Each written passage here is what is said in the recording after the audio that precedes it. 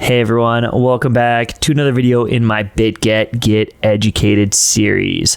Really hope you guys are enjoying these videos, and I've got a good one for you today. We're going to take it back to the basics and talk about a very simple subject that's often overlooked or overcomplicated. And sometimes if you're trading poorly, you just got to wipe the slate clean, go back to the basics of support and resistances and how to just trade supports, resistances. And the most common mistake people make is longing into resistance or buying into resistance or shorting into support. So if you can avoid those two things, your win rate should just go up from there. So if we combine that with proper risk management, we can really take our trading to the next level. And over time, we're going to see that our P&L is going to increase because we're taking good opportunities with good risk to reward and good risk management. And there's not really much downside for it to go if we're being very cautious with this and aware of this. Real quick though, that's gonna be a fun subject, but I do want to talk about Bitget. They have an awesome trading platform. I really appreciate them sponsoring this educational series. Tons of videos, great alpha in there for you. I recommend going through all of my videos because I cover so many topics, and I feel like I cover a lot of topics that other traders don't cover. So make sure you check them out. Also, if you want to try Bitget, a very reliable exchange, you can use my referral link down below and you can actually get a 15% discount on all your trading fees. So if you're going to try Bitget, you may as well get a discount on your fees.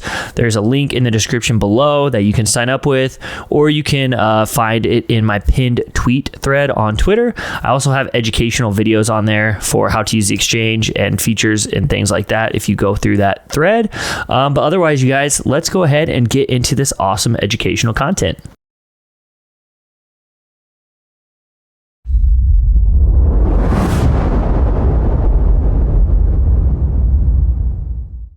All right, you guys. So one of the key aspects of trading support and resistance is to be able to identify a support and a resistance, right? So we're obviously not going to get too in depth in that today. But if you want to learn more about that, make sure you watch one of the videos from my Trading for Beginners series, which I can link above here. Anyway, so my first thing I want to look for when I'm trading, first thing I want to do is I just want to identify a support, okay? And you can see here that this level is a consolidation area, and it becomes a support level over here. And I'll even go a little bit lower here to probably the base of this wick. So now I have identified a support level, okay? Price is going up. I obviously don't want to long into resistance, and you can see this is a resistance level over here, okay? And we'll turn that red. And so basically what I would do is I would look for shorts at resistance and longs at support. It's almost that simple, okay? It really is when you dumb it down into that. Now, of course, there's more that goes into it, but let's just say I'm shorting at support, okay? I'm gonna use my little tool. I take a short at support, put my stop loss here. I've got a 2% risk and a 8% reward. Okay, that's a great risk to reward. I could lose that trade multiple times, still win it one time, and break even or make a profit. Okay, we go the opposite way, and I could take a long at support down here. Okay, now we'll get a little bit more in depth here in just a second, and I again get a favorable risk to reward. I've got a 3% risk and a almost 10% reward. Okay, so it's really this simple.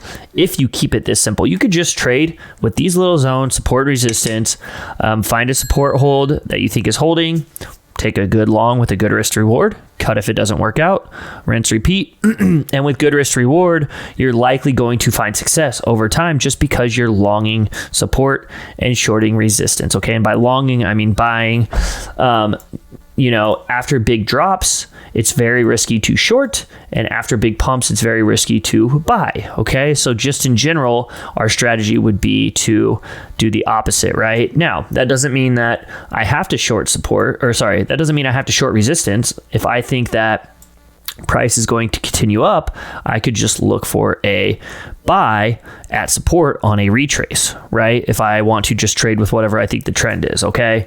But anyway, so my next point that we're going to get into right now, my next point that I love and what I love to see is declining volume into a support, okay? So we've got a support here and price pumped, and now it's dropping, okay? And I love to see volume going down over here. Okay, so you've got your little volume candles here. Pew, pew, pew, pew. Okay, your little Star Wars sound effect, volume candles. I like to see sell volume declining into support because what that's telling me is that momentum has slowed. Okay, tells me that the tug of war between bulls and bears, that the sellers are very weak. Okay, they're very weak at pulling the price down. It's going very slow, and I assume that buyers will come back with strong force to pull it back up as soon as, you know, price gets to that level. Because what happens is a lot of people don't want to buy up here, so they're just waiting, and you've got all these people in the middle that are buying and selling and FOMOing and panic selling and panic buying and panic selling and panic buying until it gets to the key zone that all the traders and investors and all the people in the markets that are profitable are waiting for. Okay, they're waiting for their key zone to hit. Once it hits, it's a race to get in. Everyone's trying to get filled, yada yada. And what happens? The FOMO ensues, and people start filling here, and people start filling here, and some of their bids didn't get filled, so they fill up here. Okay, and then what happens? Everyone that just panic sold that support, because price usually drops kind of quick at support and then rebounds quickly, and that's what causes people to panic sell. People buy their bags, get price back to where they sold at or above, and then now that price is above where they sold, they have to buy back. So now they're FOMOing back in, and everyone goes, oh, this is a bull trend. Why did I sell? I've got to get back in. So the FOMO ensues, and then it pushes price back up to, you know, where it was. Okay.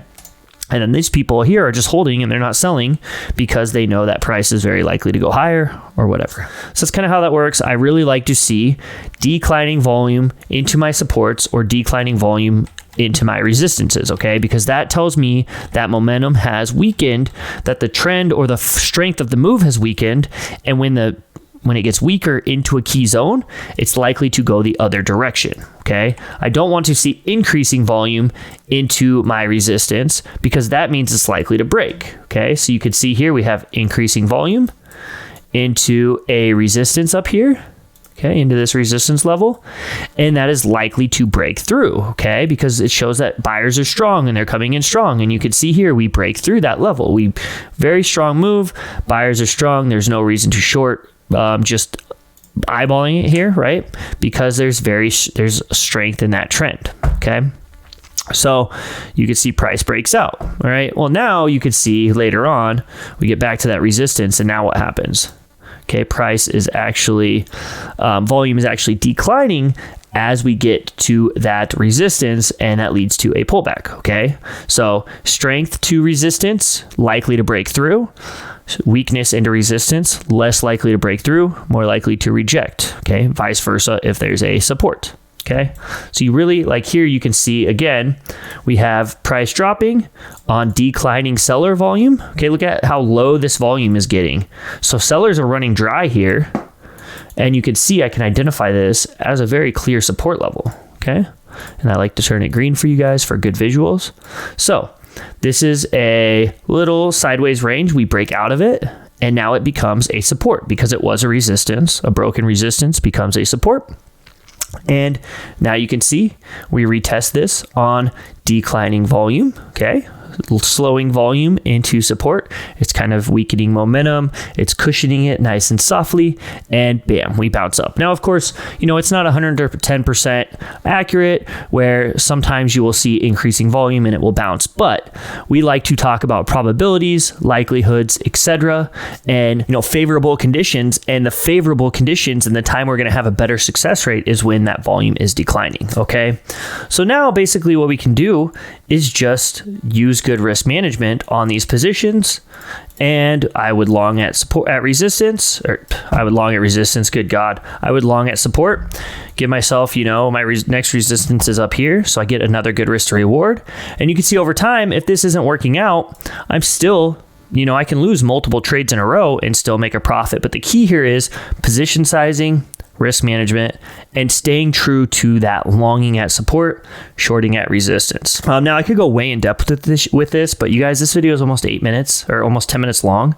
So I think that this is a very good point to kind of let you guys explore it yourself. And, because you don't want to take too much of somebody else's strategy, because then it can mess up your own. But I think if you find the general gist of what I'm saying, you can take some of your, long strategies or your short strategies and apply them at these areas with the simple tactics that I've used. Now, some people may like to add bullish divergence with their indicators at a support, or bearish divergence at a resistance with their indicators. And that's another confirmation piece you can use along with, say, declining volume. And there's a lot of different indicators you can use to give you clues to that at these levels as well. So I really do hope you guys found this video helpful. Very nice, basic video. I didn't want to overload you with information, but over time, you're going to find success using just simple strategies, dumbing it down a little bit, and using good risk to reward management. Now, if you do want to learn more about bullish divergences, I do have a video in my beginner series as well that I will link above.